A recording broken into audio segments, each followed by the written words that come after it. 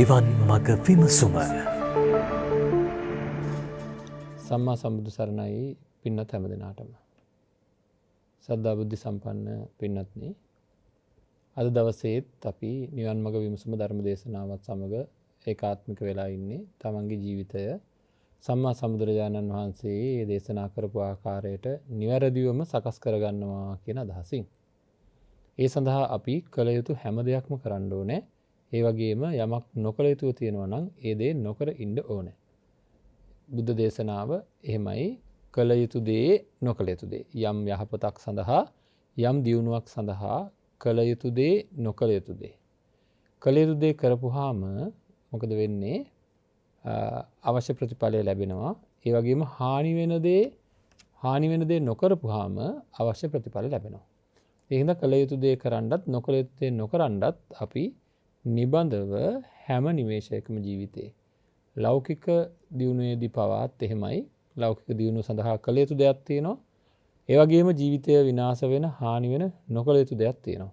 එහෙනම් කළ යුතු නොකළ යුතු දේ දැනගෙන අන්න ඒ කළ යුතු නොකළ යුතු දේ තමන්ගේ ජීවිතයට එකතු කරගන්න හැම වෙලාවකම අපි සූදානම් වෙන්න ඕනේ. ඉතින් ඒ කළ යුතු නොකළ යුතු දේ දැනගන්නේ ධර්ම ශ්‍රවණය කිරීමෙන්, කල්‍යාණ මිත්‍ර ආශ්‍රය කිරීමෙන්. ඒතර කළ යුතු නොකළ යුතු දේ නොකරනකොට තමන්ගේ ජීවිතයේ නිවැරදි වෙනකොට අති විශාල වූ ප්‍රීතියක් තමන්ගේ චිත්තසංතානයෙන් උපදිනවා. අපි සතුට ආහාර කොටගෙන ජීවත් වෙන ජීවීන් ඇත්තටම කියනවා නම් අන්න එහෙමයි. අපේ හිත හැම වෙලෙම වෙනත් දේවල් වලින් හොයන්නේ, එක එක දේවල් වලින් හොයන්නේ. ඇහැ කන නාසය දිව ශරීරය පිනවමින් කියන්නෙත් අපි පිනවමින් කියලා. ඒවා හරහා අපේ හිත සම්පූර්ණයෙන්ම සතුටටපත් කරගන්න තමයි අපි හැම වෙලේම හදන්නේ. මනසේ උපදින ධර්මතාවත් එහෙමයි, ආදරය වගේ දේවල් වලිනුත් හදන්නේ හිත සතුට කරගන්න. ඉතින් සතුට මූලික කරගෙන ජීවත් වෙන අයට නමුත් හැබැයි බොහෝ විට දුක් ඇති වෙනවා. දුක් ඇති වෙන එක නැති කරගන්නයි ඕන. දුක් ඇති කරගන්න එක නැති කරගන්න බුදුරජාණන් වහන්සේ දේශනා කරලා තියෙන්නේ දුකට හේතු වෙන දේ හිතෙන් අයින් කරන්න ඕන කියලා. සියලු දුක් ඇති වෙන්නේ හිතවල. හිතේ දුක් ඇති වෙන හේතුව තමයි තණ්හාව. අන්නේ තණ්හාව අයින් කරගන්නටයි බුදුරජාණන් වහන්සේගේ දේශනාව අනුව අපිට කළ යුතුව තියෙන්නේ. ඉතින් අන්න ඒ සඳහා තණ්හාව අයින් කරගන්න අපි කතා කරමින් හිටියා පහුගිය දින කීපෙම. ඊටාම් වටින සංකල්පයක් සකස් කරගන්න. මගේ වසඟයට මේ ලෝකේ ගන්න බෑ කියන සංකල්පය. මගේ වසඟයට මේ ලෝකේ ගන්න බෑ. මගේ ජීවිතය තවදුරටත් මේ ආකාරයට සතුට හොයමින් ගත කරාට එවැනි ස්ථීර සතුටක් මගේ ජීවිතයට ඇති කරගන්නට පුළුවන්කමක් නැති බව බුදුරජාණන් වහන්සේ දේශනා කරලා තියෙනවා. ඉතින් අන්න ඒ අනුව යමින් තමයි අපිට තියෙන්නේ අපේ ජීවිතය ගැන හිතාමත්ම ගැඹුරු, හිතාමත්ම බැලිය යුතු ආකාරයකට බලන්න ඕන ජීවිතය පිළිබඳව බැලිය යුතුම ආකාරය.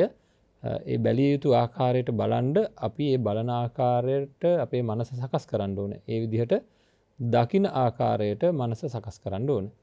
ඉතින් මේ සඳහා තමයි අපි හැම වෙලේම උත්සාහ කරන්නේ කොහොමද මේ වැඩේ, කොහොමද මේ කටයුත්ත කරන්නේ කියලා. අනාත්ම සංඥාව මේ සඳහා මේ කියපු කාරණාවට කොච්චරනම් ලොකු පිටුවහලක් අනාත්ම සංඥාවෙන් ලැබෙනවද කියලා අපි ප්‍රවේශමෙන් අපේ ජීවිතය දිහා බැලුවොත් අපිට හොයාගන්න පුළුවන්කම තියෙනවා. ප්‍රවේශමෙන් අපේ ජීවිතය දිහා බැලුවොත් අපිට හොයාගන්න, තේරුම් ගන්න පුළුවන්කම තියෙනවා මොන තරම්නම් පිටුවහලක් අපිට ලැබෙනවද කියලා අනාත්ම සංඥාව තුළින් විමසා බලනකොට. මං කිව්වා මගේ කියලා හැඟීම ඇතිවෙන්න හේතු වෙන තැනක් නැත්තම් මට මේකට අපි මේ විදිහටම කොයි ක්‍රමයකින් හරි මේ විදිහටම හිතන්න පුරුදු වෙන්න කියලා සඳහන් කරා මම. මොකද ප්‍රායෝගික ජීවිතේ අපි ගෙනියන ක්‍රමවේදයක් තියෙනවා නම් ධර්මය අවබෝධ කර ගැනීම සඳහා ප්‍රායෝගික ජීවිතයේදී ඒ ක්‍රමවේදය භාවිතා කරමින්ම ඉන්න ඕනේ. පසුගිය දින කීපයේම අපි කතා කරා කරවන්නේ කියලා ගන්න බැරි ක්‍රියාවලියක් මෙතන තියෙන බවත් ක්‍රොබෝ මැසිමක් උදාහරණයට ගනිමින් වගේම තවත් නොයෙකුත් උදාහරණ අපි අරගෙන අවුව වගේ වැස්ස වගේ හේතු නිසා සකස් වෙන විදිය ගැන අපිට ඇතිවිය යුතු සිතුවිලි මොනවද කියලා අපි හොඳින් සාකච්ඡා කරා. අද දවසේ අපි වැඩිපුරම බලනවා කමටහනට යන්න ප්‍රථමයෙන් තවත් අවවාද කීපයක්ම දෙන්න ඕනෑකමක් තියෙනවා සිහිය පවත්වා ගැනීම පිළිබඳව.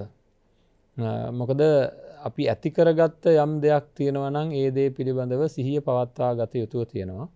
අපිට ඇති වෙච්ච සිහියක් තියෙනවා නම් දැන් කමටහන කරමින් ඉන්නකොට සමහර වෙලාවට එක දවසක් එක පොඩි ස්වාමීන් වහන්සේ නමක් මේ කමටහන වර්ධනය කරමින් ඉන්න අතර වාරයේ භාවනා කරලා මේ ශරීරය මට අයිති විදිහට වැඩ කරන එකක් නෙවෙයි, මේ ශරීරය ස්වභාවය සහ ක්‍රියාකාරීත්වය මට අයිති නැතුවම වැවෙන එකක් කියලා මේ භාවනාව සිද්ධ කරමින් ඉඳලා පසුවෙනිදා උදේ මූණ හොදනකොට තමයි ප්‍රබලම හැඟීම ඇති වුණා කියලා මාත් එක්ක ඇවිල්ලා සඳහන් කරේ. ප්‍රබලම හැඟීම කියලා කියන්නේ මට අයිති නැති දෙයකට අත තිබ්බා වගේ.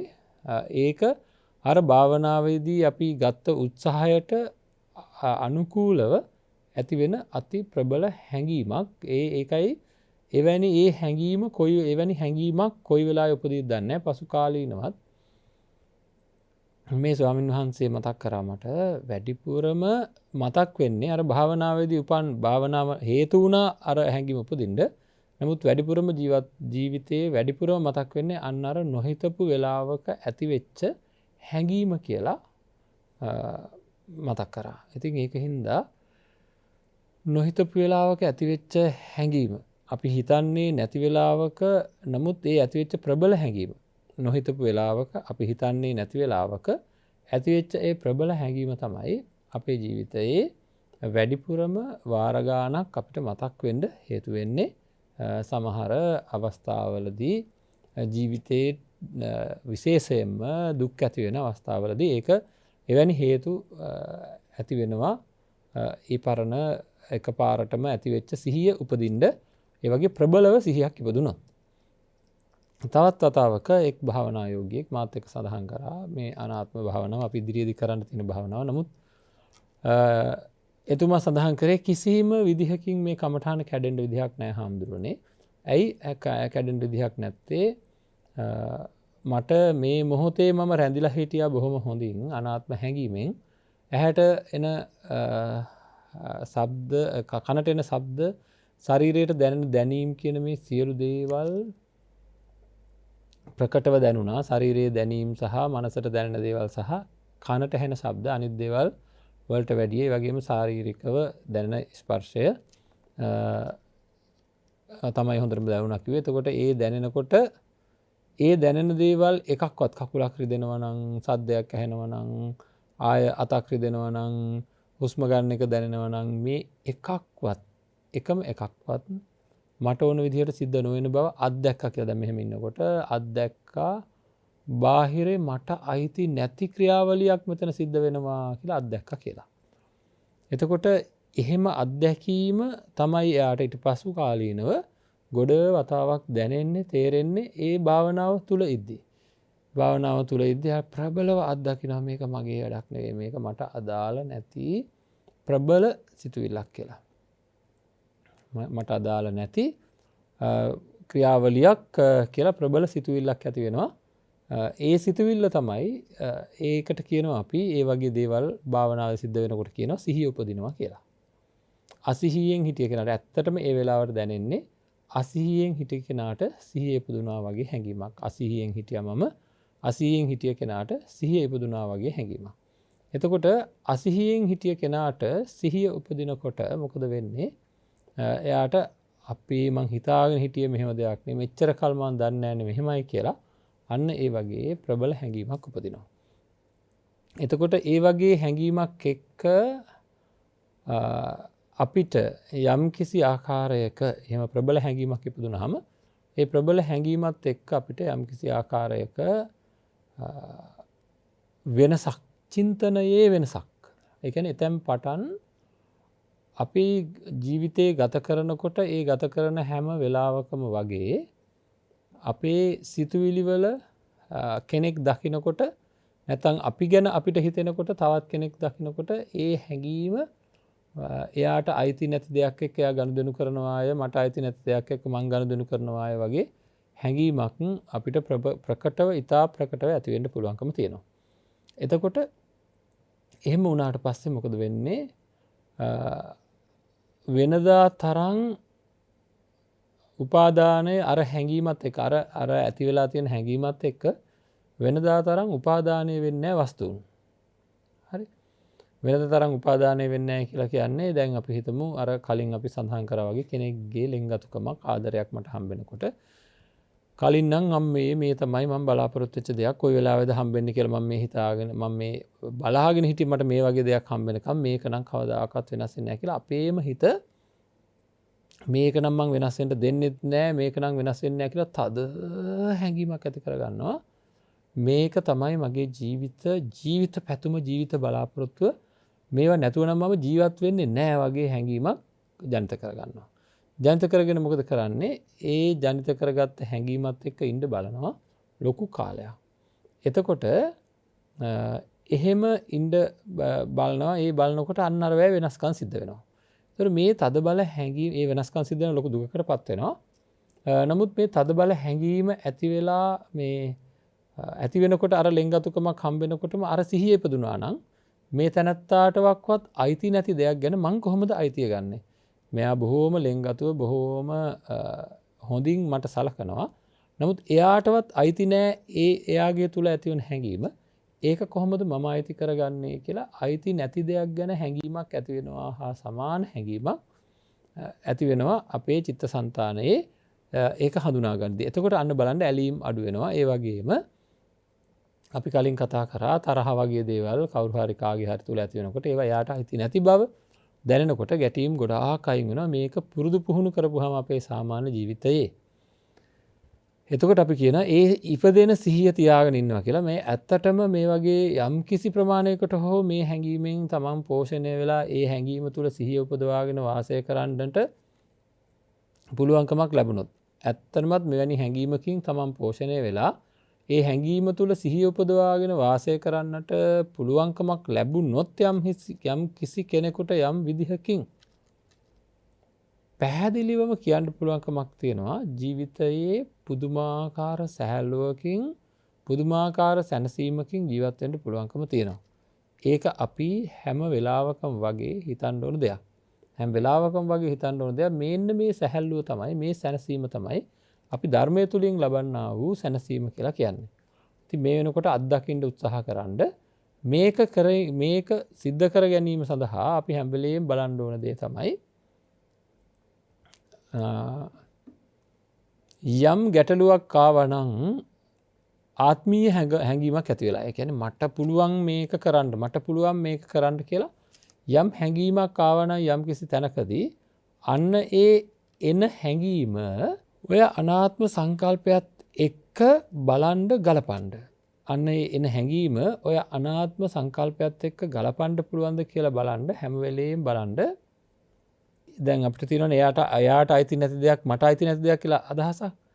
එන්න මේකට යොදන්න බලන්න හැම වෙලේම යොදලා අර තදින් අල්ලා ගන්න යනවා නම් හිත ඒ අල්ලා ගන්න දෙන්නේ නැතුව අනිත් පැත්තට ඒක විශ්ලේෂණය කරගන්නකොටම අර අල්ලා ගන්න ස්වභාවය අඩු වෙයි. ඇත්ත තමයි මේවා මෙහෙම තමයි. මේවා ගැන මේකේ ඇත්ත తত্ত্বය මේක අර අපිට කියන්නේ අපි අර දත් මිටි කෑවට කන්දක් පාත් වෙන්නේ නැහැ කියලා. අන්න ඒ වගේ මම Tamanටම තේරෙයි මම කොච්චර හිතුවත් මට මේ දේවල් මගේ කරගන්න බෑ කියලා තද බල හැඟීමක් ඇති වෙයි. මං කොච්චර හිතුවත් මට මේ දේවල් මගේ කරගන්න බෑ කියලා හැඟීමක් ඇති වේවි. අන්න ඒක තමයි අපි උත්සාහ ගන්න ඕන කොයි විදිහකින් හරි මේක කරගන්න ඕනේ කියන එක කාරණාව කොයි විදිහකින් හරි මේ කියන தත්වයන් අපේ තුලින් උපද්දවා ගන්න ඕනේ කියලා. ඉතින් මේ වගේ අපිට හැම වෙලාවකම කළ යුතු දේ නොකළ යුතු දේ දැනගෙන කටයුතු කරන්න ඕනේ.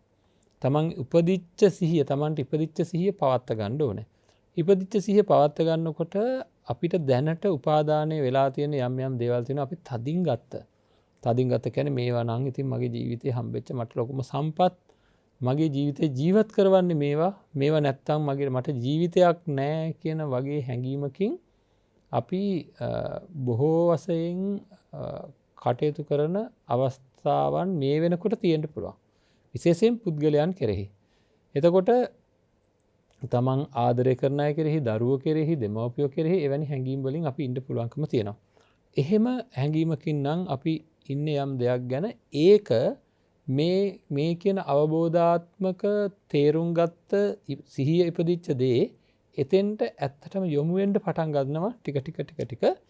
ඒ දේවල් ක්‍රියාත්මක වෙද්දී ඒක බොහොම ටිකක් ආයාසයෙන් හරි කරන්න යොමුුනේ නැත්තම් මතක තියාගෙන ඒවටත් මේක යොමු කරලා යොදලා බලන්න ඕනේ. යොදන්න ඕනේ මේ සංකල්පය, අනාත්ම සංකල්පය ඒ වගේ දේවල් වලට යොදන්න ඕනේ.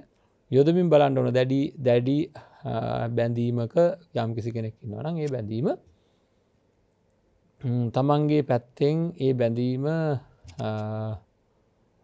නැවත ඇති නොවන ආකාරයට ඒ බැඳීම මේ අනාත්ම මං කියන්නේ ඒ බැඳීම තිබුණත් ඒ බැඳීම කෙරෙහි තියෙන දැන් ඒක තියෙනවා කියලා දන්නවා තමන්ගේ පැත්තෙන් ඒ කෙරෙහි තියෙන කවදාකවත් වෙනස් වෙන්නේ නැහැ කවදාකවත් මේ බැඳීම අයින් වෙන්නේ නැහැ කියන හැඟීම එක්ක බැඳලා තියෙන තද බල තණ්හාවක් තියෙනවා නම් ඒ තණ්හාව නිසාවෙන් ওই බැඳීමේ පොඩි හෙල්ලීම් ඇති වෙනකොට පවා පුංචි පළුදු වීම ඇති වෙනකොට පවා අධිකතර දුක් ඇති වෙනවා.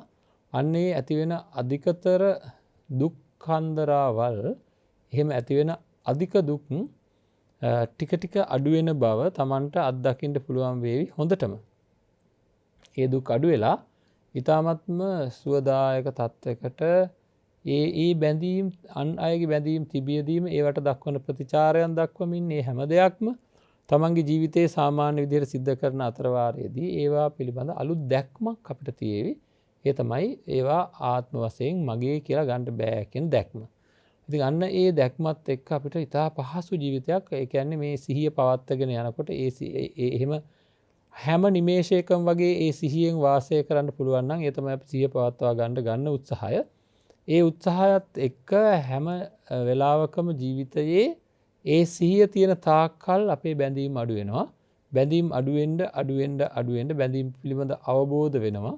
අවබෝධ වෙන්න තවත් ඒ බැඳීම් පිළිබඳ තියෙන දැඩි ගැනීම ටික ලිහිල් වෙනවා. එතකොට ඇලීම් ගැටීම් අඩු වෙනවා. ඒකත් එක්ක අපේ හිත සංසුන් වෙනවා.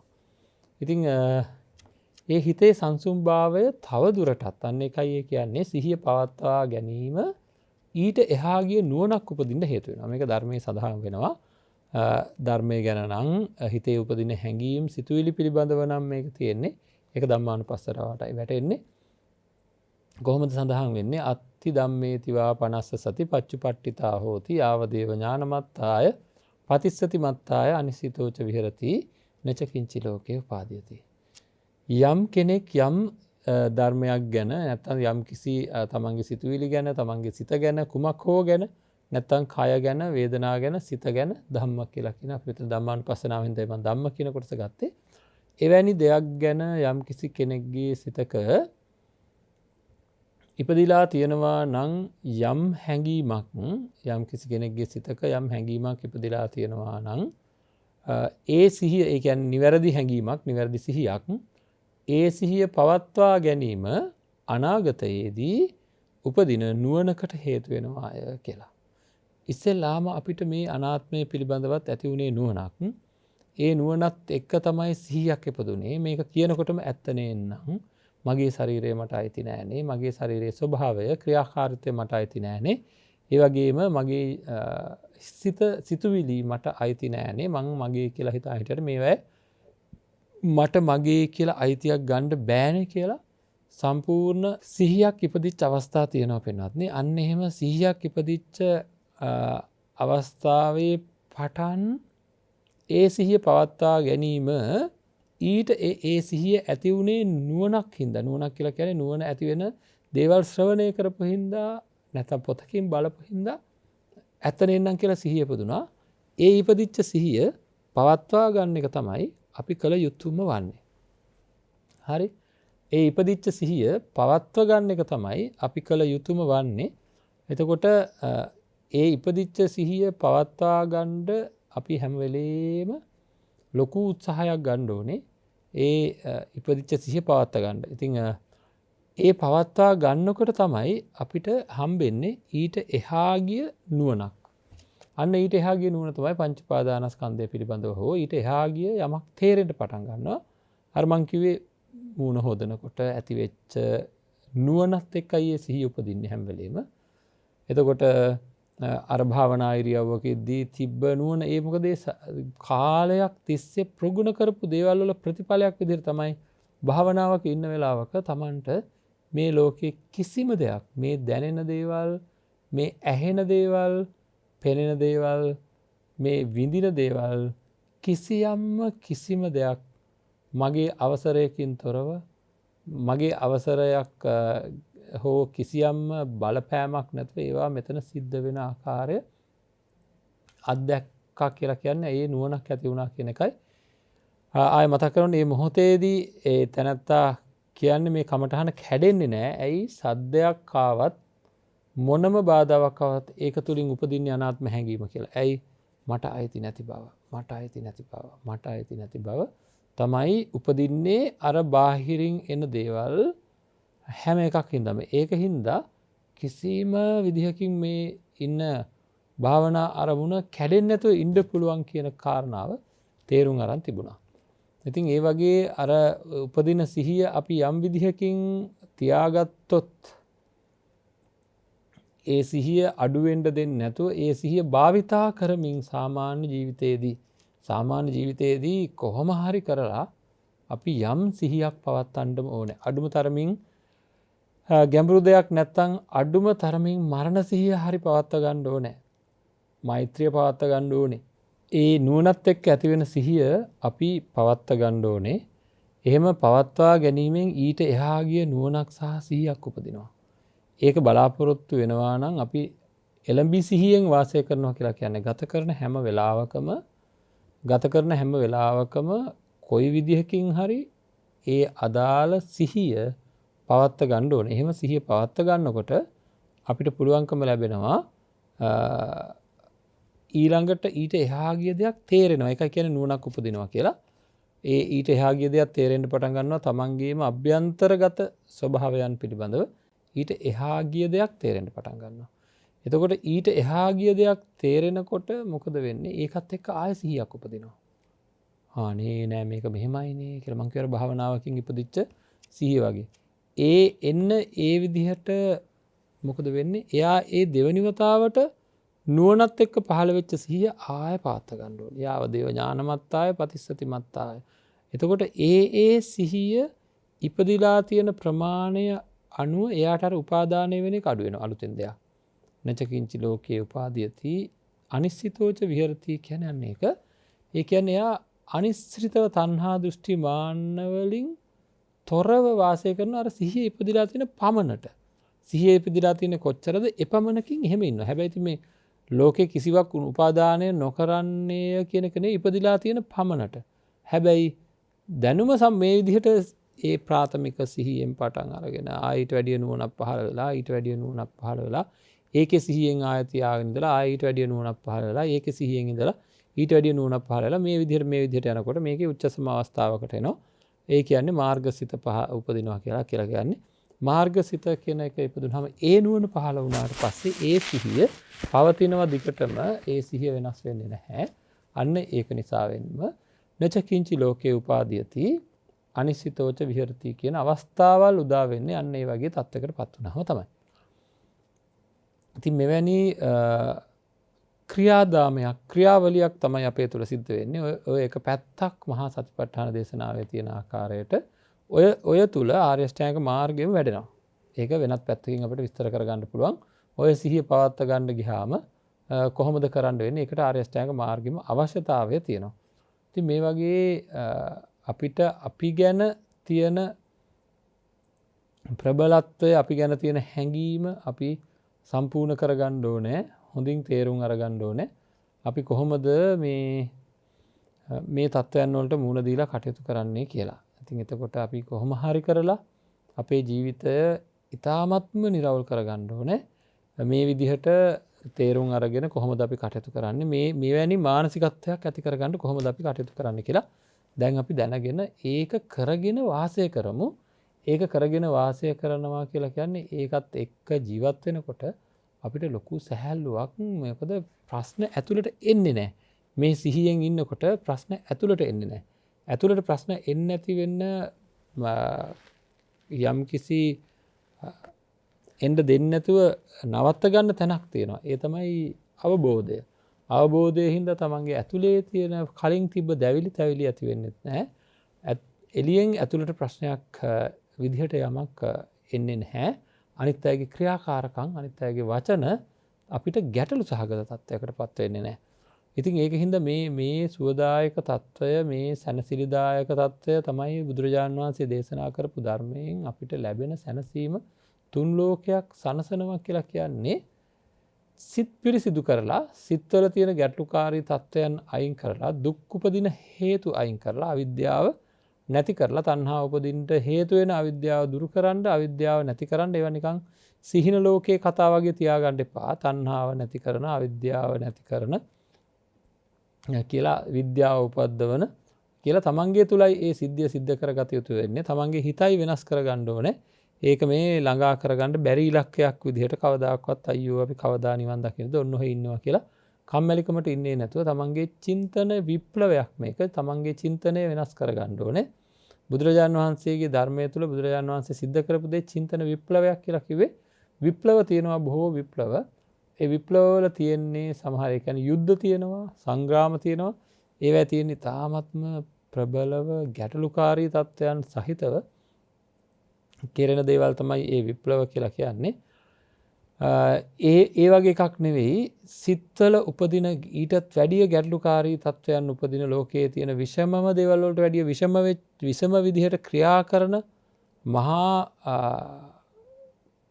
ඛේදවාචකයක් තමන්ගේ සසර ජීවිතයේ ඛේදනීය තත්ත්වයකට පත් කරවන්න මේ මොහොතේ ක්‍රියාත්මක වෙන අපේ හිත ඒ විෂමභාවයෙන් අතමුදවාගෙන සම්පූර්ණයෙන්ම සැනසිලිදායක තත්ත්වයකට පත් කරගන්න තමයි බුදුරජාණන් වහන්සේ දේශනා කරපු ධර්මය අපි පාවිච්චි කරන්නේ. මොකද තණ්හාව උපදින්නේ නැති තත්ත්වයකට පත් කරගන්න අපි දන්නවා මේ දිනවල අපි ලොකු ව්‍යසනකාරී තත්ත්වයකට මුහුණ දීලා ඉන්නවා. මේ වෛරස් එක හොයාගන්න බැරුව වෛරස් එක නැති කරගන්නේ කොහොමද කියලා.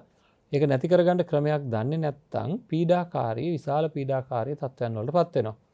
පින්වත්නි යම්කිසි කෙනෙකුට විනිවිද දකින්න පුළුවන් නම් කල්පනා කරලා බලන්න පුළුවන් නම් සංසාර ජීවිතේ අපි වැටෙන්න තියෙන ප්‍රබලම දුක්ඛිත තත්ත්වයන් මොනවද කියලා ඒ වාගේ තියෙන අවදානම තේරුම් ගන්න පුළුවන් නම් කොරෝනා වෛරසයට කායිකව ඇති වෙන පීඩාවට වැඩි පීඩනයක් වැඩි පීඩාවක් සහ වැඩි භයානකමක් මේ අකුසලයේ තියෙන බව තණ්හාවේ තියෙන බව Tamanට තේරෙන්න ඕනේ. ඊට වඩා වැඩි දෙයක්.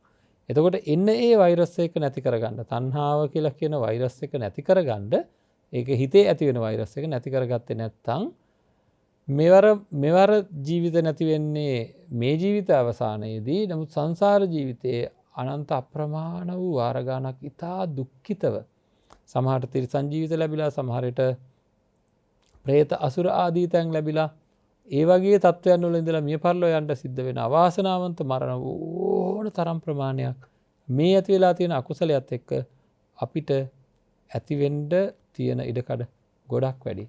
ඉතින් ඒකින්ද අපි මේ වගේ හිත සනසවන දේවල් හිතේ තියෙන දුක්ඛිත තත්ත්වයන් අයින් කරලා සැනසිරිදායක තත්ත්වයකට පත් කරන සුළු අවබෝධයන් ඒ අවබෝධය තුළින් ලොකු සුවදායක තත්ත්වයකට එන්න පුළුවන් කමටහන් මේවා අපේ ජීවිතයට එකතු කරගන්න ඕනේ. කොහොම හරි කළා වෙහෙස වෙලා මහන්සි වෙලා හරි හැම වෙලේම හිතන්න මං හැම වෙලේම හොයන්නේ සතුට මට නැති වෙන්නේ සතුට.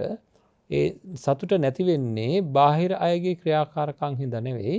සතුට නැති වෙන්නේ මගේ සිතේම තියෙන ක්‍රියාකාරකම් හින්දා. ඒක හින්දා මේ ක්‍රියාකාරකම් මගේ සිතේම ඇති වෙන මේ ක්‍රියාකාරකම් හින්දායි මගේ සතුට නැති වෙන්නේ. ඒ ඇති වෙන ක්‍රියාකාරකම් මං කොහොම හරි මැඩපවත්ත ගන්න ඕන. ඒ හිත වෙනස් කර ගන්න ඕනේ. පොඩි දෙයකට පවා දුකටපත් වෙන්නේ නැති සැනසිලිදායක තත්ත්වයකට පත් වෙන මට්ටමකට මගේ සිත එකඟ කරගන්න ඕන අරගෙන යන්න ඕනේ කියලා එවැනි ක්‍රමවේද අපි ඇත්තටම ගවේෂණය කරන්න ඕන මේ ලැබිච්ච ජීවිතේ. මොකද මේකේ තියෙන මහා භයානකකම පොඩි දෙයක් එහෙම වුණොත් ඒ අනාත්ම ලක්ෂණයම ප්‍රකට කරමින් දැන් අපිට මේ දිනවල ප්‍රශ්න තියෙනවා. මේ දිනවල අපි දන්නවා හොඳටම පොඩි දෙයක් එහෙම වුණොත් විශාල හානියක් වෙන වෛරස් එකක් තමන්ගේ ශරීරයට ඇතුල් වෙන්න පුළුවන්කම තියෙනවා. එහෙම හානියක් වුණොත් යම් විදිහකින් අපි ලොකු දුකකටපත් වෙනවා. එතකොට ඊට වැඩිය වළක්ව ගත්තේ නැත්නම් තමන්ගේ අතුලාන්ත හැඟීම ඊට වැඩිය විශාල හානියක් වෙනවා. ඉතින් මේක නවත්ත ගන්න උපක්‍රම නැති එකයි තියෙන්නේ. ඒකට හරියට මහන්සි වෙන්න වෙනවා. සමහර වෙලාවට අපිට ගොඩක් මහන්සි වෙන්න වෙනවා. මේ මහන්සි වෙනකොට තියෙන්න ඕන හැඟීම තමයි හරියට සල්ල කර්මයක් කරනවා වගේ.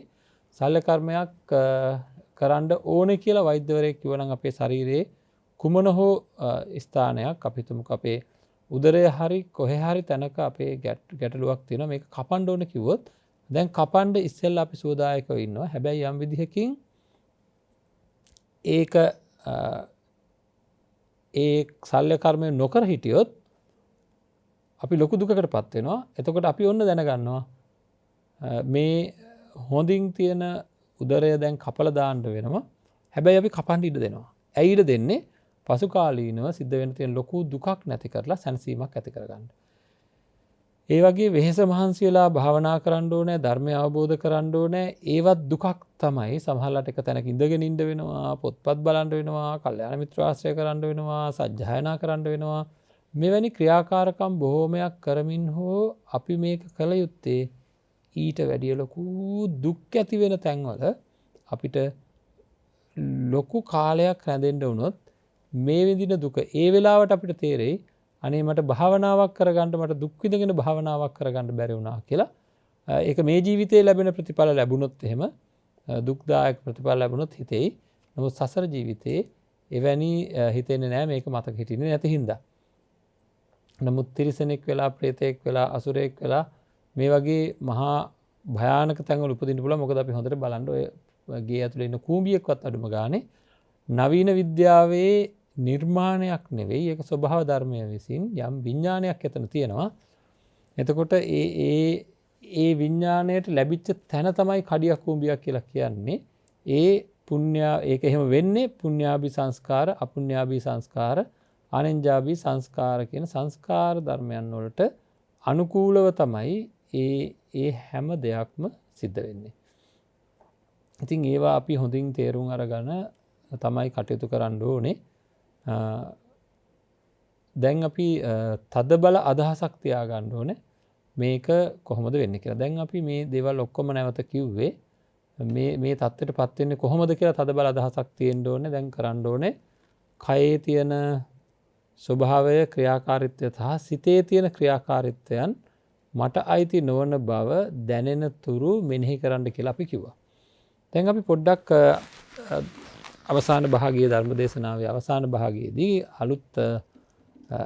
අලුත් දෙයක් විදිහට යමක් එකතු කරගමු. කෙටියෙන් නමුත් හිතන්න දෙයක්. ඊට පස්සේ අපිට පුළුවන් ඊළඟ දවස වෙනකොට සම්පූර්ණ කමටහනට එළඹෙන්න. බුදුරජාණන් වහන්සේ දේශනා කරලා තියෙනවා ගිරිමානන්ද සූත්‍රයේදී මේ අනාත්ම සංඥාව පැහැදිලිවම තියෙනවා ගිරිමානන්ද සූත්‍රයේ කොහොමද කියලා. අපි කලින් මතක් කරා වගේ රුක්කමූලගතෝවා, අරඤ්‍යගතෝවා, ශුඤ්ඤාගාරගතෝවා කියලා තමයි තියෙන්නේ. ඉති පටිසංචික්කති කියලා තමයි තියෙන්නේ. එතකොට යුගල වශයෙන් තියෙන්නේ චක්කුං අනත්තා, රූපං අනත්තා, සෝතං අනත්තා, සද්දා අනත්තා. මෙන්න මේ යුගලයන් විදිහට තියෙන්නේ. එතකොට මේක භාවනාවක් විදිහට සිද්ධ කරන්න පුළුවන් දෙයක් බව අපිට මේකෙදි පැහැදිලි. නැත්තම් රුක්ක මූල අරඤ්‍ය ශුඤ්ඤාගාර වලට යන්න කියන්නේ නැහැ. අපි අනිත්‍ය භාවනාව හරියට සිද්ධ කරනවා. ඒ වගේම හුඟක් වෙලාවට අනිත්‍ය භාවනාව වගේම තවත් අසුභ භාවනා ආදී වශයෙන් බොහෝ දේවල් භාවනාවල් විදිහට සිද්ධ කරාට හුඟක් වෙලාවට අපි අනාත්ම භාවනාව සිද්ධ කරනවා බොහොම අඩුයි. නමුත් අනාත්ම ලක්ෂණය භාවනාවක් විදිහට ලේසියෙන්ම පහසුවෙන්ම ප්‍රගුණ කරන්න පුළුවන් එකක්. එහෙනම් කොහොමද මේක කරන්නේ? අපි දන්නවා අපේ අභ්‍යන්තර ඉන්ද්‍රියන් තියෙනවා. අභ්‍යන්තර ඉන්ද්‍රියන් කියලා කියන්නේ තමන්ගේ පැත්තෙන් තියෙන ඉන්ද්‍රිය ධර්ම. ඒවට කියනවා ඒවා තමයි චක්කු, සෝත, ගහන, ජීවයා, කාය, මන, ඇහැ, කන, නාසය, දිව, ශරීරය, මනස. එතකොට බාහිර ඉන්ද්‍රියන් තියෙනවා. බාහිර ඉන්ද්‍රියන් තමයි රූප, ශබ්ද, ගන්ධ, රස, ස්පර්ශ, ධම්ම. රූප, ශබ්ද, ගන්ධ, රස, ස්පර්ශ, ධම්ම. එතකොට මෙන්න මේ ඇහැට රූපයත්, කනට ශබ්දයත්, නාසයට ගන්ධයත්, දිවට රසයත්, ශරීරයට පහසත්, මනසට සංඥා සංකාර කියන ධම්ම. ඒවට කියන ධම්ම කියලා. ඒ කියන්නේ අපි කියමු සිතුවිලි කියලා. හඳුනා ගැනීම සහ සිතුවිලි, චේතනා. මේ ලෝකේ අපිට මනසෙන් කරන දේවල් එහෙම තමයි තියෙන්නේ. ඒ කියන්නේ යමක් හඳුන ගන්නවා, ඒකත් එක්ක එකට හොඳ නරක, සැප දුක, නැත්තම් ඊර්ෂියාව, ක්‍රෝධය, වෛරය, මාන්නය, නැත්තම් මුදිතාව, කරුණාව, ඒ වගේ අර හඳුනා ගන්න දේ පිළිබඳව කුසල හෝ අකුසල හැඟීම් ඇති වෙනවා. අන්න ඒ ඇති වෙන හැඟීම් තමයි ඔය චේතනා කියලා කියන්නේ. අන්න එහෙනම් ඔන්න අපිට තියෙනවා ඇහැ කන නාසය දිව ශරීරය මනස කියන අභ්‍යන්තර ඉන්ද්‍රියන් විදිහටත් ඒ ඉන්ද්‍රියන් වලට ගෝචර වෙන දේවල්. ඒවට ගෝචර වෙන දේවල්, ඇහැට ගෝචර වෙන්නේ රූප, කනට ගෝචර වෙන්නේ ශබ්ද, නාසයට ගන්ධ, දිවට රස, ශරීරයට පහස, මනසට ආදරය වගේ ධම්ම කියන ඒවා. ධම්ම ආදරය, තරහ, ඊර්ෂ්‍යාව, ක්‍රෝධය, වෛරය, මාන්නය, ඒක තමයි ප්‍රබල. එහෙනම් මනසට ඒ දේවල්. ඒ දේවල් තමයි මනසට ගෝචර වෙන දේවල්. ඒක අපි පස්සේ ආයසරයක් පැහැදිලි කරලා කතා කරගමු කමටහන් දිගහැරගෙන යන වෙලාවේ. මෙන්න මේ විදිහට ඇහැ කන නාසය දිව ශරීරය රූප ශබ්ද ගන්ධ රස ස්පර්ශ ඇහැ කන නාසය දිව ශරීරය මනස රූප ශබ්ද ගන්ධ රස ස්පර්ශ ධම්ම. එතකොට ඒ කොටස බාහිර දේවල්, මේ කොටස අභ්‍යන්තර දේවල්. මේ අභ්‍යන්තර බාහිර දෙක ගැන යුගල් වශයෙන් තමයි අපි අනාත්ම සංඥාවට යොදාගන්නේ. ඇයි ඒ කියන එක මම පස්සේ අපිට පුළුවන් විස්තර කරගන්න. එතකොට අනාත්ම සංඥාව ඇති කරගන්න ගියාම දැන් ඔන්න පහසුයි. යුගල වශයෙන් අපි කරමු. දැන් අපේ චක්කුව ගන්නවා. චක්කුව කියලා කිව්වම ඇහැ. ඇහැ කිව්වම මේ පේන මේ මස් ඇස නෙවෙයි. පේන මස් ඇස නෙවෙයි. ඊට වැඩිය ගැඹුරෙන් ඇහැ ගැන අපි බලන්න ඕනේ. ඇහැ කියලා කියන්නේ චක්කුව කියලා කියන්නේ අපි දන්නවා හොඳටම. කොච්චර ලොකු සද්දයක් ආවත් ඇස් දෙකට අමාරු නෑ. අපි හිතමු කන්න පැලෙන්න සද්දයක් තියෙනවා කොහේ හරි තැනක. ඇස් දෙකට චුට්ටක්වත් අමාරු නෑ. ඒ කියන්නේ ඇහැට ගෝචර වෙන්නේ මේ වර්ණ රූපයන්. කනට ගෝචර වෙන්නේ ශබ්දයන්. එහෙම නැතුව ඇහැට කවදාකවත් සද්දයක් ඇහෙන්නේ නෑ. කවමදාකවත් ඇහැ භාවිතයෙන් සද්ද අහන්න අපිට පුළුවන් කමක් නෑ. අන්නේ ඇහි තියෙනවා පෙනීම ඇති කරන යම් කිසි පුංචි කොටසක්. ඒකට අපි කියනවා චක්කු ප්‍රසාදය කියලා. ඇහි තියෙනවා පෙනීම ඇති කරන යම් කිසි පුංචිම කොටසක්. ඒකට කියනවා චක්කු ප්‍රසාදය කියලා. අන්න ඒ චක්කු ප්‍රසාදයටමයි චක්කායතනය නැත්තම් ඇහැ නැත්තම් අභ්‍යන්තර ආයතනය කියලා කියන්නේ. අන්න ඒ චක්කු ප්‍රසාදයටමයි. එතකොට මෙන්න මේ චූටිම කොටසක් උකුණු හිසක් තරම් පුංචි කියලා කියන්නේ ධර්මයේ. එතකොට මෙන්න මේ කොටස තමයි චක්කායතනය කියලා කියන්නේ. ඇහැ කියලා කියන්නේ ඔය කමටහනේදී. එතකොට මේ චක්කායතනය කියලා කියන්නේ ඇහි රූප පෙනෙන කොටස. ඒ පෙනෙන කොටසට ගෝචර වෙන්නේ බාහිර වර්ණ රූප. ඒක තමයි බාහිර ආයතන කියලා කියන්නේ. දැන් අපිට පුළුවන් ඇහැ අරගෙන දැන් අර කලින් ඇති කරගත්ත හැඟීම උපද්දව ගන්න පුළුවන්. කලින් ඇති කරගත්ත හැඟීම කියන්නේ මොකක්ද? මගේ වසඟයට ගන්න බෑ. මට ඕන විදිහට මේ විදිහට වේවා, මේ විදිහට නොවේවා කියලා ප්‍රාර්ථනා කරලා ඇහි ගන්න බෑ. කොහොමද අන්න අපි ඉස්සෙල්ලා කරපු දේ ප්‍රයෝජනෙට ගන්නවා. අපි ඉස්සෙල්ලා කරපු දේ ප්‍රයෝජනෙට ගන්නවා. අපි කලින් ස්වභාවය සහ ක්‍රියාකාරීත්වය ගැන බලුවා. දැන් අපි බලමු ඇහි ස්වභාවය. ඇත්තට මේ වෙලාවේ ඇහි ස්වභාවය කියලා කිව්වම මේ උකුණු හිසක් තරම් කොටස විතරක් නෙවෙයි බාහිර ටිකත් අපි මේකට එකතු කර ගන්න ඕනේ. එකතු කර ගන්න වෙන හේතුවක් නෙවෙයි. අර පුංචි ඇහි රූප පෙනෙන කොටස කියන ඒ චක්කු ප්‍රසාදයට ඍජුවම බලපානවා මේ මස් ඇස. මේ වටේට තියෙන සුදු ඉංගිරියාව, කළු ඉංගිරියාව වගේ දේවල් ඍජුවම බලපානවා. අන්න ඒ ඍජුවම බලපාන ස්වභාවය අපි දැනගෙන ඒ අවට බලන්න. එතකොට අපි ඒ ඍජුවම බලපාන කොටස අපි ඇහැ කියලා අරගෙන මේ මස ඇස විදිහට අරගෙන ඒ ටිකෙත් තියෙන ස්වභාවය ගන්න පුළුවන් මේ කමඨාන වර්ධනය කරගන්න. ඇත්තටම එතකොට ඇහැ කියලා ගත්තොත් මේක කොයි ප්‍රමාණයක්ද කොයි හැඩයක්ද මම අඩුම ගන්න චක්කු ප්‍රසාදය කියන එක මෙච්චර පොඩි දෙයක් මේක මම ඇති කරගත්ත දෙයක් නෙවෙයි මම දන්නෙත් නැහැ ඒකේ හැඩතල මොනවද දන්නෙත් නැහැ. දැන් අපි කැමරාවක් ගන්නවා නම් කැමරාවක් ගන්නකොට අපි මොකද කරන්නේ කට්ටියගෙන් කියනවා මේක මොන වර්ගයක්ද මේක වටින දෙයක්ද මේකට ගැරන්ටි වොරන්ටි තියනවද මේ වගේ ඉතින් ගොඩ දේවල් අපි කැමරාව ගැන හොයනවා බලනවා කැමරාව ගැන. එතකොට නමුත් මේ ඇහැ කියන එක හැදෙද්දී අපි එක එක්කෙනාට මේකේ ස්වභාවය මොකක්ද මේකේ ගතිය මොකක්ද මේක කොච්චර පවතිනවද මේක වටිනාකම් හැදිලා තියෙන්නේ කොහොමද ඔය මොනවාක්වත් හොයන්න බෑ. ඉතින් මට හම්බෙච්ච එක අරගන්න වෙලා. ඒ වගේම තමයි ඒකේ තියෙන භෞතික ක්‍රියාකාරකම් ගත්තොත් එහෙනම් මේකෙන් කඳුළු එනවා මේකේ කබ එනවා මේකේ පාට මේකේ ප්‍රමාණය මේ මොකක්වත් ගැන අපි හිතලා බැලුවොත් එහෙම ඒ භෞතික ක්‍රියාකාරකම් සියල්ල මේකට අසනීප තත්වයන් නැති වෙනවා ඇස් ලෙඩ හැදෙනවා එක වෙනවා. ඉතින් ඒවා ගත්තොත් එහෙම ඒ ක්‍රියාකාරකම් ඔක්කොමත් මට ඕන විදිහට වෙන්නේ නැහැ. මේක හදාගත්තේ මම නෙවෙයි කඳුළු එන එක නැති එක කබ එන එක තීරණය කරන්න මම නෙවෙයි. ඒවා මොනවා වෙනවද කියලා මම දන්නේ නැහැ. වෙලාවකට සුද එනවා වෙලාවකට තව නොයෙකුත් කාරණා ඇති වෙනවා. ඊළඟට ඇහිම ක්‍රියාකාරීත්වය කියලා ගන්න එකට කියනවා අපි පෙනීම කියලා. අර ටික අපි දාමු ස්වභාවයේ පැත්තට මොනවද පාට ප්‍රමාණය ඒක හොඳ ඒකේ තියෙන මේ හොඳ නරක ස්වභාවයන් මේ මොකක්වත් මට තීරණය කරගන්න බෑ. මට අයිති නැති විදිහට තමයි මේ ඇහැ මට දීලා තියෙන්නේ මස් ඇස. ඒ වගේම චක්කු ප්‍රසාදය. ඊළඟට මේ චක්කු ප්‍රසාදයත් එක්ක රූපය ගැටීමෙන් ඇතිවෙන ප්‍රතිඵලයේ තියෙන ස්වභාවය මට තීරණය කරන්න බැරි හැටි බලන්න. මේ ඇහැ කිසිම විදිහකින් මං කැමති දේවල් විතරක් බලලා දැන් බලන්න අපි කැමති දේවල් බලනකොට මේක ඒ හැඟීම ඇති වෙන්න ඕනේ මේ මෙනෙහි කිරීමෙන්. කැමති දේවල් බලනකොට සතුට ඇති වෙනවා අකමැති දේවල් බලනකොට දුක් ඇති වෙනවා. අපි කිසිම කෙනෙක් දුක් ඇති වෙනවට කැමැත්තක් නැහැ. කිසිම කෙනෙක් දුකක් ඇති වෙනවට කැමැත්තක් නැහැ.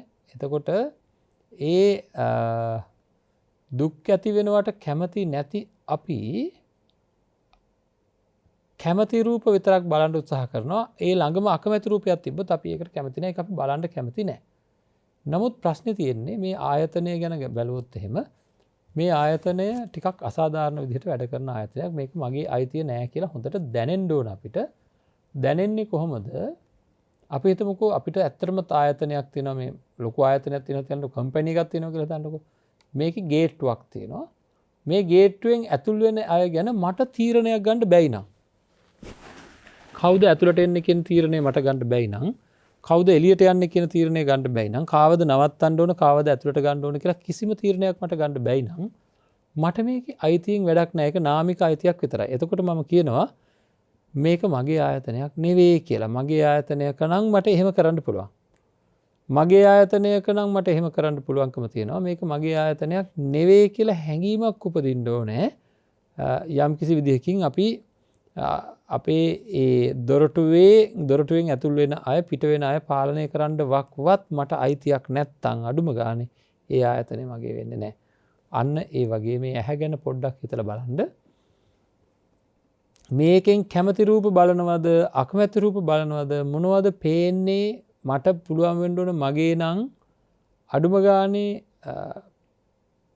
යම් කිසි විදිහකින් බාධාවක් යොදලා හොඳ දේවල් විතරක් මට පෙන්වන්න නරක දේවල් පෙන්වන්න එපා. හොඳ දේවල් විතරක් පෙන්වන්න නරක දේවල් පෙන්වන්න එපා කියලා නීතියක් දාන්න පුළුවන්කම තියෙන්න ඕන. අපිට ඒක පාලනය කරන්න පුළුවන් වෙන්න ඕන මගේ නම් ඇහැ මට පාලනය කරන්න පුළුවන් වෙන්න. මොකද මම නරක දේවල් දැක්කම මගේ හිත රිදෙනවා.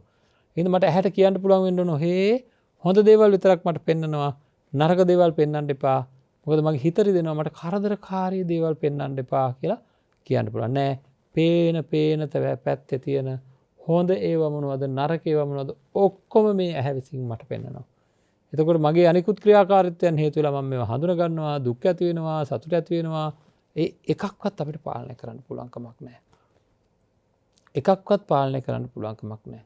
ඉතින් මගේ පාලනයකින් තොරව තමයි ඇහි ක්‍රියාකාරීත්වය සිද්ධ වෙන්නේ. අන්න ඒ හැඟීම ඉපදෙන තුරු අර මස් ඇස පිළිබඳවත් මස් වලින් හැදිලා තියෙන ඇස පිළිබඳවත් ඊළඟට මේ මස් ඇසේ තියෙන ක්‍රියාකාරීත්වයන් පිළිබඳවත් ඊළඟට චක්කු ප්‍රසාදයේ ක්‍රියාකාරීත්වයේ තියෙන ඔන්න ඔය ලක්ෂණයත් අරගෙන හොඳට ඔය ලක්ෂණය තමයි ඒ අන්තිමට කිව්ව ඒ ලක්ෂණය තමයි අපිට තදින්ම තේරෙන්නේ මේ ඇහැ කියන්නේ මගේ දෙයක් නෙවෙයි. ඇහැ කියන්නේ මගේ දෙයක් නෙවෙයි කියලා තදින්ම තේරෙන්නේ ඇහි ක්‍රියාකාරීත්වය මට ඕන හැටියට වෙන්නේ නැහැ. ඒක ඕන එකත් පෙන්නනවා, එපා එකත් පෙන්නනවා, මාව සතුටට ඇති කරන දේවල් පෙන්නනවා. සමහරවිට මාව සතුටට ඇති කරන දේවල් පෙන්වන්නේ නැහැ. මාව දුකටපත් වෙන ඒවා පෙන්නනවා. ඒකට ඇහි ක්‍රියාකාරීත්වය කිසිම විදිහකින් මගේ ආයතනයක් කියලා ගන්න පුළුවන් කමක් නැහැ. මගේ ආයතනයක් කියලා ගන්න පුළුවන් කමක් නැහැ. ඉතින් මෙන්න මේ හැඟීම උපදින තුරු අපි මේක මෙනෙහි කරන්න ඕනේ. හරි? ඒක බාහිර දෙයක්, පිට දෙයක්, මට අයිති නැති දෙයක්, මට පාලනය කරන්න බැරි දෙයක්. කොයි වෙලාවෙම මම ගිලිහිලා යයිද දන්නේ නැහැ. ඊළඟට දුර පේන්නේ අන්න. ඒකත් අපිට මේ ක්‍රියාකාරීත්වයට තදින්ම ඕනේ. සමහර අයට යම්කිසි කාලයක් සමහරට උපත්තියෙන්ම හොඳට ඇස් පේනෙම නැහැ. සමහරට යම්කිසි කාලයක් අවුරුදු 40ක් විතර යද්දි 50ක් විතර යද්දි සමහර අයට දුර පේනවා ළඟ පේන්නේ නැහැ. සමහර අයට ළඟ පේනවා දුර පේන්නේ නැහැ. මේ වගේ දේවල් මේ ඇස විසින් සිද්ධ වෙනවා. ඒ විතරක් නෙවෙයි ඊටත් එහා ගිය නොයෙකුත් ආකාරයේ වර්ණ අන්ධතාවය වැනි ඉතා පීඩිත තත්වයකට පත්වෙච්ච අය ඉන්නවා. ඉතින් මොකද කරන්නේ? දත් මිටි කෑවට කවදාකවත් ළඟ පේන්නේ නැහැ. ඉතින් කණ්ණාඩියක් හරි වෙන මොකක් හරි ක්‍රමවේදයක් සකස් කරගන්න ඕනේ. වෙන මොකක් හරි ක්‍රමවේදයක් සකස් කරගන්නවා මිසක් අර මං හැම වෙලේම කියන්නේ ඔය අනාත්මය දැනෙන්නේ අපිට අර නිකන් මම උත්සාහ ගත්තට ඒක මම කියන්නේ දත් මිටි කෑවට කියලා තේරෙන විදිහට දත් මිටි කෑවට මට ඕන විදිහට මේ ලෝකේ හැදෙන්නේ නැහැ. මම දත් මිටි කෑවට මම වීර්යය ගත්තට මට ඕන හැටියට හැදෙන්නේ නැහැ. හැදෙන්නේ ලෝකයේ තියෙන නීති පද්ධතියට අනුව. ඒ නීති පද්ධතියට අනුව තමයි අපිට සියලු දේ ලැබෙන්නේ. ඉතින් එතකොට දත් මිටි කෑවට මට ඕන නැති දේවල් පේන්න එපා කියලා මේ ඇහැ ඒක නවත්තන්නේ නැහැ. ඉතින් අපිට ඔය ලක්ෂණ මෙනෙහි කර කර ඇහැ මට අයිති වස්තුවක් නෙවෙයි. ඇහැ මගෙන් බාහිර ක්‍රියාකාරීත්වයක් තියෙන වැඩපිළිවෙලක් සහිත වස්තුවක් කියලා දැනෙනකම් මෙනෙහි කරන්න ඕනේ. එහෙම දැනෙනකම් මෙනෙහි කරන්න ඕනේ. එහෙම නැත්තම් අපිට ඔය අවශ්‍ය කරන වැඩපිළිවෙල අවශ්‍ය කරන මානසික தত্ত্বය උපද්දවා ගන්න බැරි වෙනවා. ඉතින් මේක අපි හොඳින් තේරුම් අරගෙන මෙන්න මේ වගේ ඊළඟට රූපය බාහිර රූපය ගත්තොත් එහෙම ඒකත් එහෙමයි බාහිර රූපය මට ඕන හැටියට මේ කියන්නේ ඇහැට ගෝචර වෙන රූප මට ඕන හැටියට කොහොමත්ම තියාගන්න පුළුවන් කමක් නැහැ. ඒක නම් අපි හොඳටම දන්නවා. ඒවා දිරනවා, ඒවා කැඩෙනවා, බිඳෙනවා, මාරු වෙනවා, වේගෙන් වෙනස්කම් වලට භාජනය වෙනවා. ඒ වගේ බාහිරින් එන රූපය කොහොමත් වෙනස් වෙන එකක්. ඒක හැම වෙලේම මට ඕන හැටියට කොහොමත්ම තියෙන්නේ නැති එකක්. ඇහැ කියන එකත් මට ඕන හැටියට තියෙන්නේ නැති එකක්. මේ දෙකේ එකතුවෙන් තමයි චක්කු විඤ්ඤාණය කියන එක උපදින්නේ. බාහිර ආයතනයත් අභ්‍යන්තර ආයතනයත් දෙකේ එකතුවෙන් තමයි චක්කු විඤ්ඤාණය කියන එක උපදින්නේ. එතකොට හැම විඤ්ඤාණයක්ම එහෙමයි. එහෙනම් අපි බලමු මේ යුගල් වශයෙන් ගන්නේ ඇයි කියන එක අපිට තේරුම් ගන්න පුළුවන් වෙයි පසුව. එහෙනම් ඇහත් රූපයත් දෙක ගැන අපි යම් ප්‍රමාණයක් කතා කරා. දැන් අපේ පින්නන්ත අයට දවසේ පැවරුමක් විදිහට කරන්න පුළුවන් දේ තමයි ඔය ටික හොඳට මෙනෙහි කරන්න ඕනේ. ඇහැ ගැන මෙනෙහි කරන්න ඕනේ. මගේ නෙවෙයි කියන හැඟීම ඇති වෙනකම් බාහිර රූප එකක්වත් මගේ කියලා ගන්න බෑ කියන හැඟීම ඇති වෙනකම් මෙනෙහි කරන්න ඕනේ. එහෙනම් මේ දෙකේ එකතුවෙන් සිද්ධ වෙන දේ කුමක් වෙයිද කියලා මෙනෙහි කරන්න ඕනේ. හෙට දිනයේත් අපි මේ පිළිබඳව සාකච්ඡා කළ අනිකුත් ඉන්ද්‍රියන් ගැන සාකච්ඡා කරන තෙක් ඒව ගැනත් ගවේෂණය කරන්න කොහොමද කනත් ශබ්දයත් නාසයත් ගන්ධයත් දිවත් රසයත් ශරීරයත් පහසත් මනසත් ධම්ම කියන බාහිර ආයතනයත් ඒවා මට ඕන හැටියට සිද්ධ වෙන්නේ නැති බව හොඳින් මෙනෙහි කරලා එහෙම මෙනෙහි කරලා අපි බලන්න කොයි විදිහටද මේක මේ හැඟීම උපද්දවා ගන්න පුළුවන්ද කියලා මෙනෙහි කර බලන්න ඕන. කොයි විදිහටද අපි එතකොට මේ බුදුරජාණන් වහන්සේ දේශනා කළ තියෙන විදිහට අහෝසි කරගන්නේ මේ මමත්වය නැත්තම් මගේ කියන හැඟීම අහෝසි කරගන්න මොකක්ද අපිට කරන්න පුළුවන් කියන කාරණාව අපි තවදුරටත් ඉදිරියේදී මසලා බලමු. එන හැම දිනාටම නිදුක් නිරෝගී චිර ජීවනය ලැබේවා කියලා ප්‍රාර්ථනා කරනවා. විශේෂයෙන් මේ ව්‍යසනකාරී අවස්ථාවන් වලදී මෙවැනි භාවනාවන් සිද්ධ කරමින් තමන්ගේ ගුණ වඩමින් තමන්ගේ ජීවිතය සුපෝෂණය කරගෙන ධර්මයෙන් මේ ජීවිතය සාර්ථක කරගෙන සසර සූපත් කරගෙන උතුම් නිවනින් සැනසෙන්නට මේ කරගන්නා වූ ධර්ම ශ්‍රවණමය ආනිසංස වාරය හැම දිනාටම හේතු වේවා කියලා අපි ප්‍රාර්ථනා කරනවා. හැම දිනාටම තෙරුවන් සරණයි.